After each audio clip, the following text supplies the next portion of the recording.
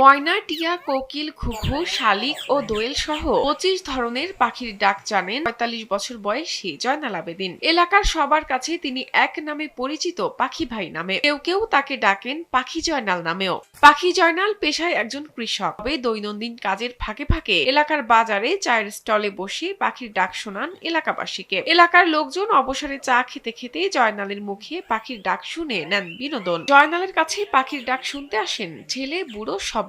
কিশোরগঞ্জের ইটনা উপজেলার চৌগাঙ্গা ইউনিয়নের কৃষ্ণপুর গ্রামের কৃষক জয়নাল আবেদিন একটি দুটি করে পাখির ডাক শিখতে শিখতে এখন তিনি 25টি পাখির ডাক জানেন। আমার একটা ছোট্টখাটো একটা পুকুর ছিল, সেটা বসে যখন মাছরাঙা পাখি মাছ খাইতো আর সুন্দর করে ডাকতো এরকম করে, তখন এটাতে আমি আয়ত্ত করতে